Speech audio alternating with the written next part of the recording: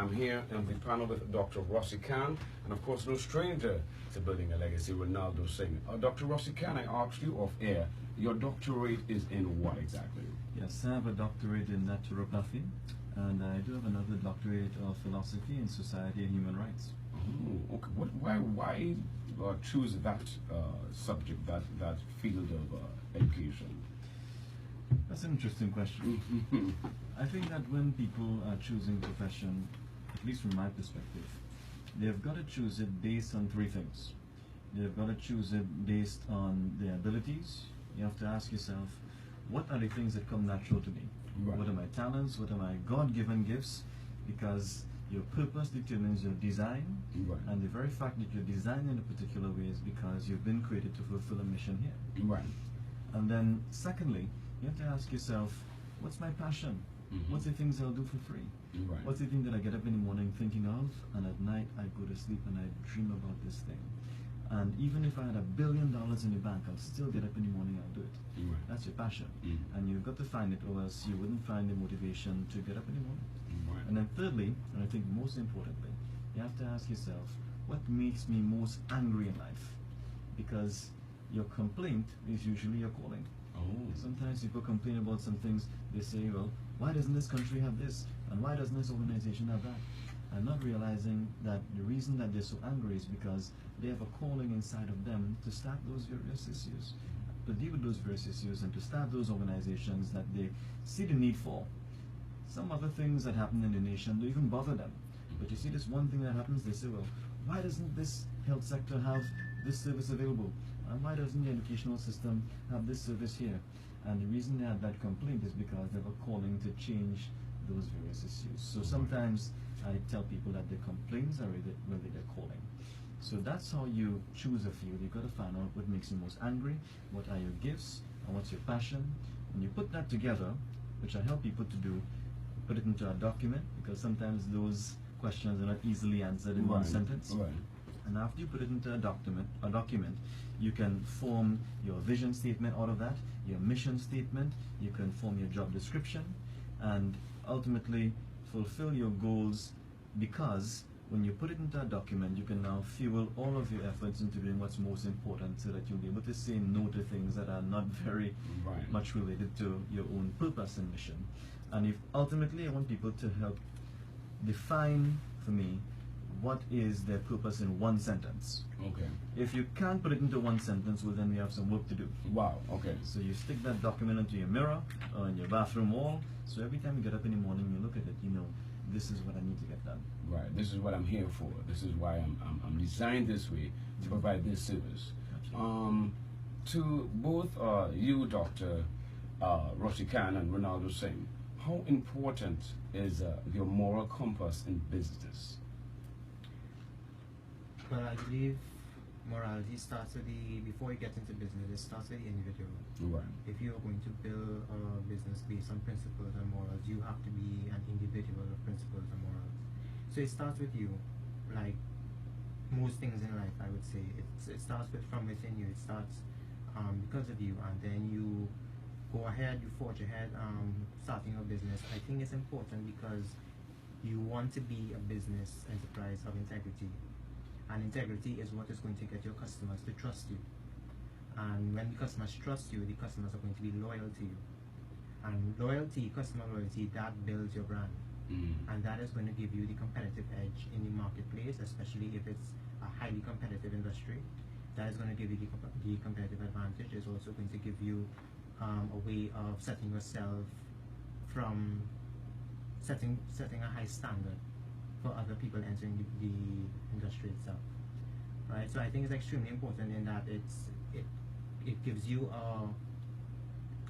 it gives the customers a reason and a way of trusting you, and they want to buy from you, they want to support you, they want to see you succeed, and they want to use your products because ultimately they see your business as someone who is trustworthy, and a business that is consistent, a business that is in the market based on principles, based on morality. So it's building a support platform for yourself and the customer as well. Yes. Right. Interesting. Yes, well, I love what Mr. Renaldo said. I agree with him totally. Business really begins with you. so does ethics. Ethics doesn't automatically come to the forefront because you've registered a business.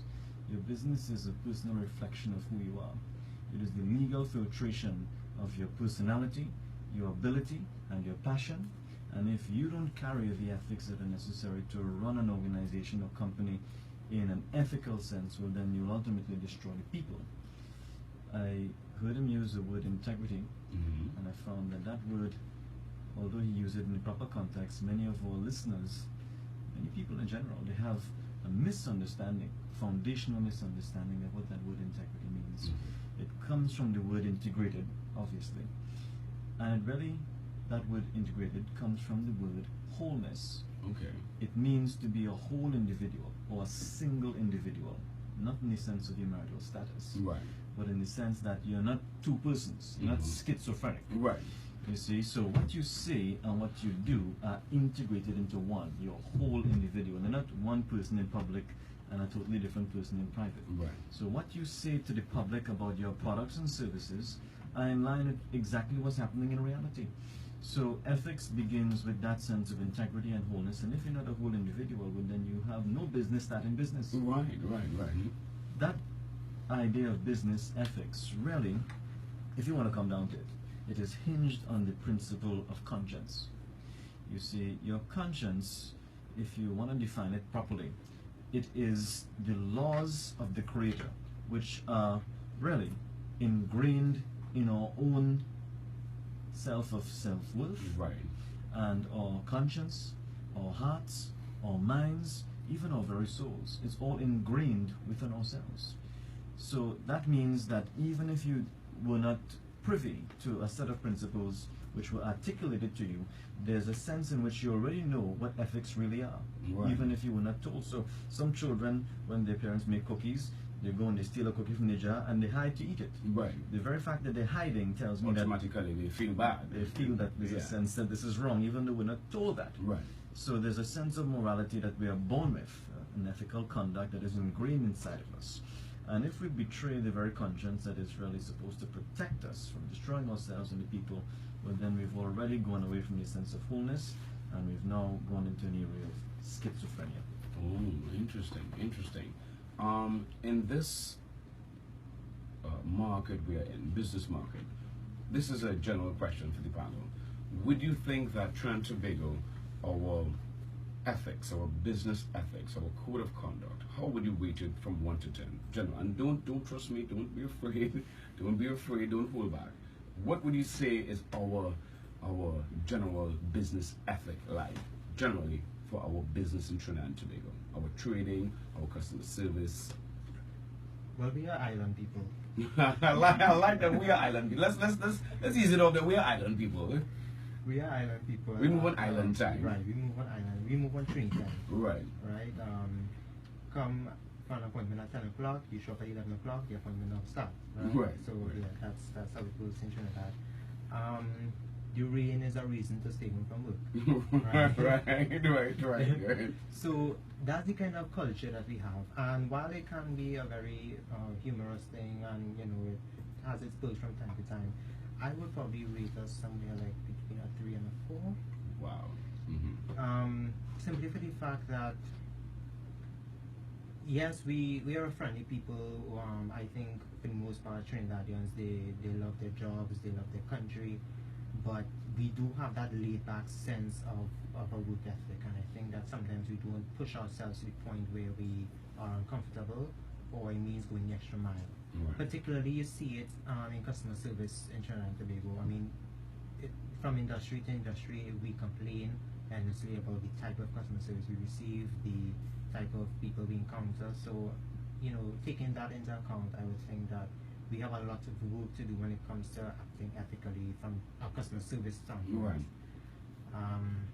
Environment-wise and stuff, we do have organizations and activist groups in place, yes, to regulate that, but I think we still have a lot more to do when it comes to, because we are based on oil and gas. Right. So we have a lot of work to do when it comes to making sure that waste and chemicals and other things are disposed of appropriately. We do have measures in place, yes, but I think we still have a lot of work to do. Our work ethic, we could tighten up on that as well. We should tighten up on that as well. But ultimately we are a developing nation, we are progressing, but right now that's where we stand. We still have a lot to accomplish. Okay. So thank you so much, Renaldo. Dr. Rossi. Well, I am a cheerleader for my country. Right. I can tell you that. Whenever I go any country, I often introduce myself as a citizen of TNT, and I always sing our praises. There's so much you can complain about in our country and other countries around the world, but I would have to protest the question. Right. Because I don't want to limit my answer to a scale of 1 to 10. Okay. I have my own scale, and to me that scale goes from 0 to 1. Okay. Wow. Okay. So it's either you are not expressing your full potential, or you are. Okay. So here's how I define my work ethic. In terms of work, that word work is poorly understood as well. Talked about misunderstanding earlier on this program.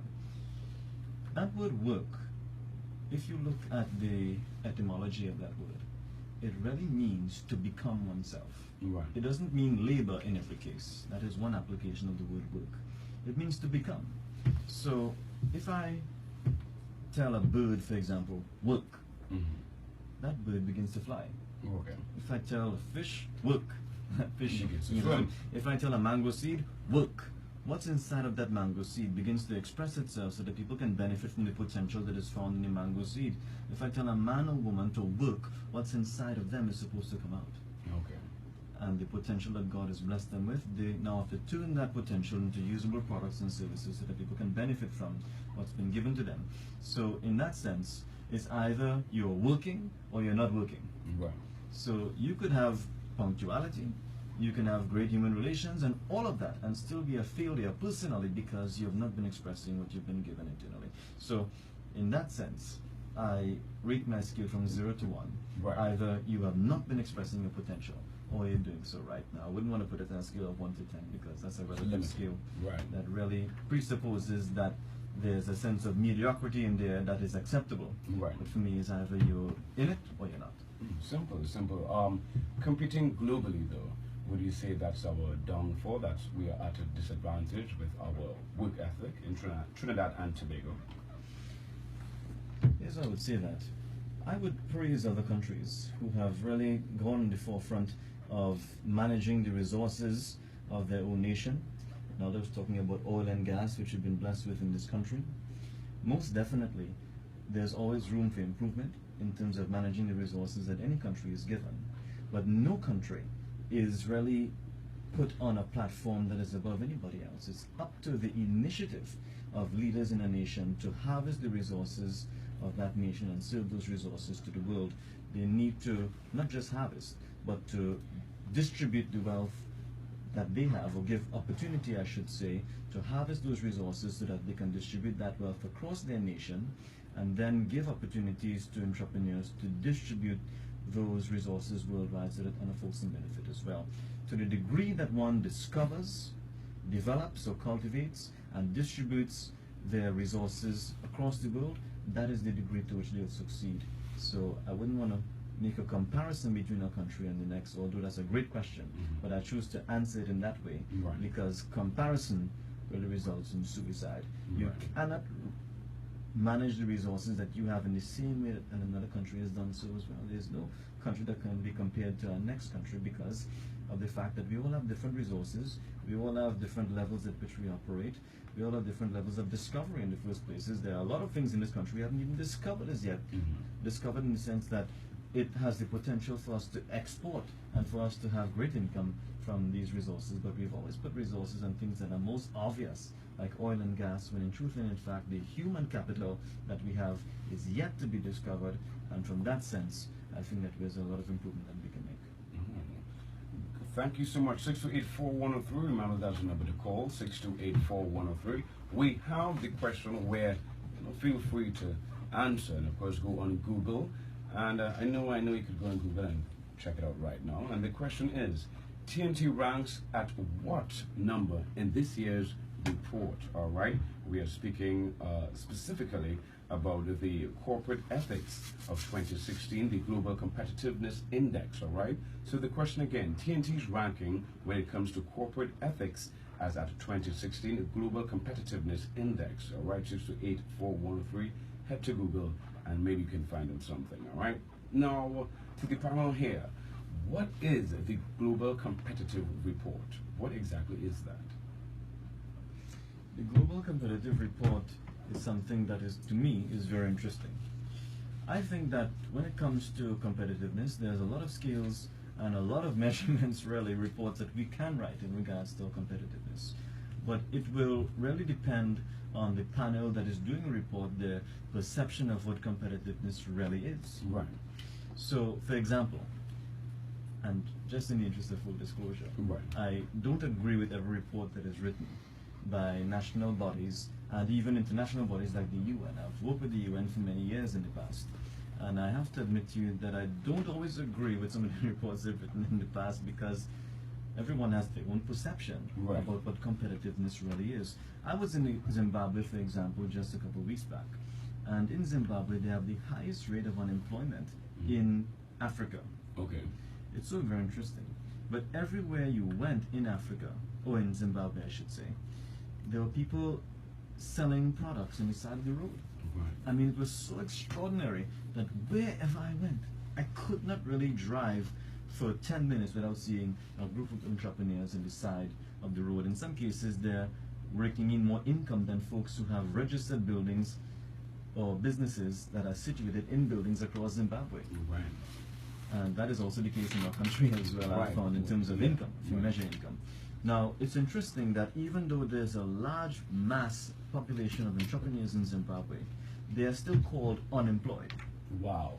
You see, so just because they don't work for the government or because they don't work with a registered or recognized company, well, when surveys are done, people are excluded.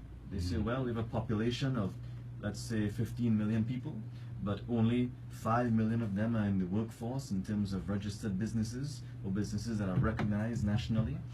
So therefore, they subtract the balance of the population and say, well, these folks are unemployed. When in truth and in fact, there's no such thing as unemployment. Wow. Wow. We are all employed by God to fulfill a mission here. Right, exactly. So in one sense, we are all employed. So I would disagree with some of the scales that I use, balances, although in one perspective, they are correct, and it depends on the perspective that the reviewers have when they're writing the report. So that's what I would say regarding the question. Well, thank you so much for that answer, because that leads me to the other question before we head to the break. I'll remember the number 6284103. Now, Dr. Rossi and of course Renaldo Singh, the framework for registering your business legally opposed to having a cart by the side of the road, how does the ethics and morals take a play with regards to that? We'll answer that question when we come back. This is Building a Legacy right here on 103 FM.